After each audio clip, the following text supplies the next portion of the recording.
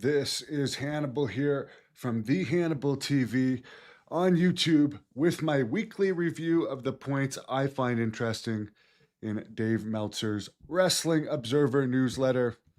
So let's jump right into it. The main part of it this week was the John Cena retirement, the 4 match card where you had to pay up to 9,500 or more. Brock Lesnar wasn't wrestling. CM Punk wasn't wrestling. They didn't even go all out for that. But apparently Triple H is the head of creative. He's the head booker of the show. He is the one that made the decision for John Cena to lose via tap out.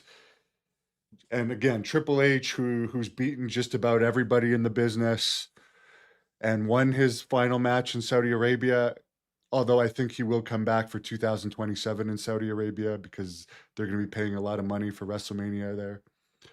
But Triple H was his decision, and he actually expected the boos to be louder. The thing is, though, it's Triple H that got the boos. It was Triple H that was getting the AEW chants and the boos. So I don't know when they're. I don't even care at this point. I was never really a John Cena fan. And he's a complete sellout for China and Saudi Arabia, anyways. So I honestly don't care. To me, I just think he lost way too much in his later years. And again, the heat went on Triple H. And as far as the time honored tradition, there actually really isn't a time honored tradition of people losing. Bruno won his last match. Ric Flair won his real last match. Hulk Hogan won his match. Warrior won his last match. Mad Dog Vachon won his last match. Fritz Von Erich won his last match. Steve Austin won his last match. Mick Foley has won the last match he's had to date. Shawn Michaels has won the last match he's had to date. Sting has won the last match he's had to date.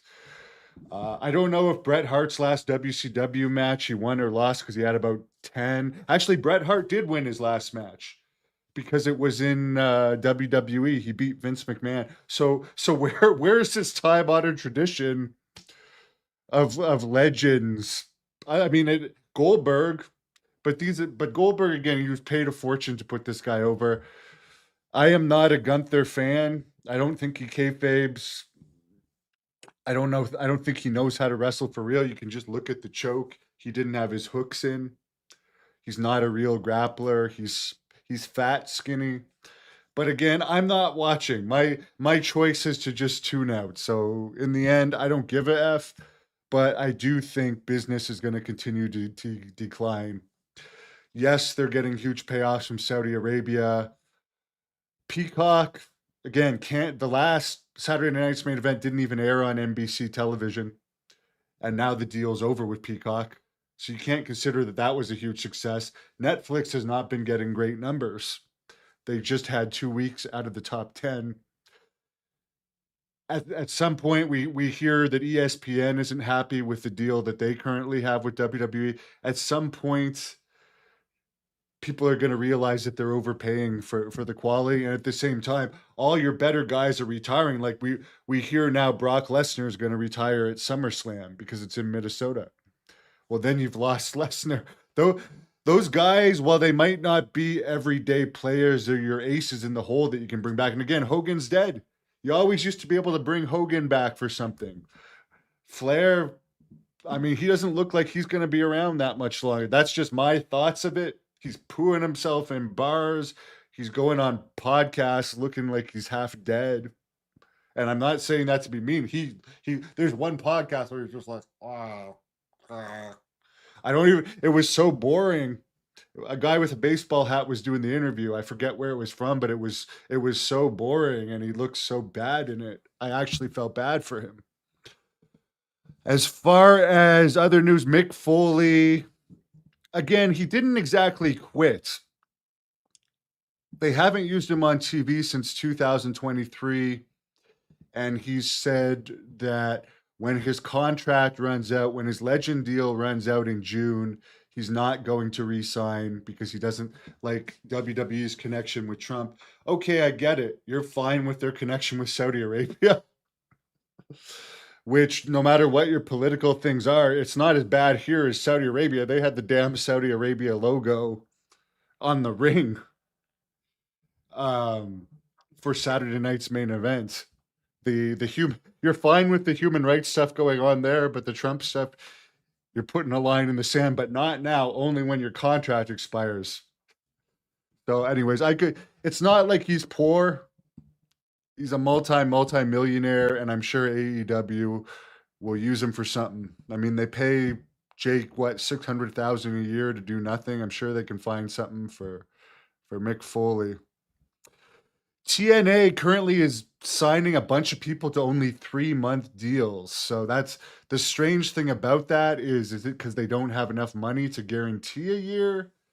Do they not have the TV money yet? Because they supposedly just signed a TV deal with AMC, but they signed 4 or 5 guys to 3-month deals, which is very unusual.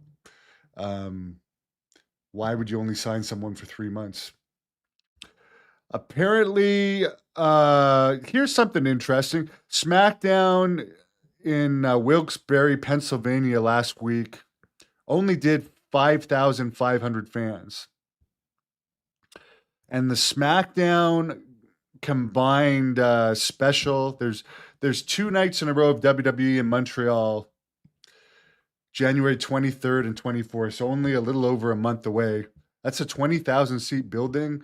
There's only about 6,000 seats sold for each, and they got money from the city of Montreal to come there. That's the other thing with the towns paying them to come. Utah recently paid them to come, and they got 4,000 fans one of the nights. I think 7,000 one of the nights. Montreal, they're paying them to come. They now have 6,000 fans. I mean, that's not a good crowd for Montreal. When was the last time they were even in Montreal? I don't even know if they were in. I'm gonna guess they must have come to Montreal in 2025, but they used to come almost monthly. So I don't know how long it's gonna last where places are gonna keep paying them because it's not like the crowds are incredibly great these days. AEW, who only came to Canada for 2 shows this year, is coming to Vancouver in April. They didn't come to Vancouver at all last year, and I don't think WWE has been to Vancouver since the Survivor Series. So if wrestling fans are desperate enough, they'll go. Someone says out of the 3 heels booked for Saturday night's main event, only one wrestles.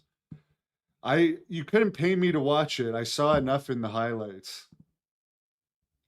Yes, they're being paid millions by Netflix. Will that deal renew?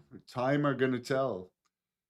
But yes, NBC has canceled. There's no more wrestling on Peacock, and they canceled Saturday Night Wrestling from NBC television.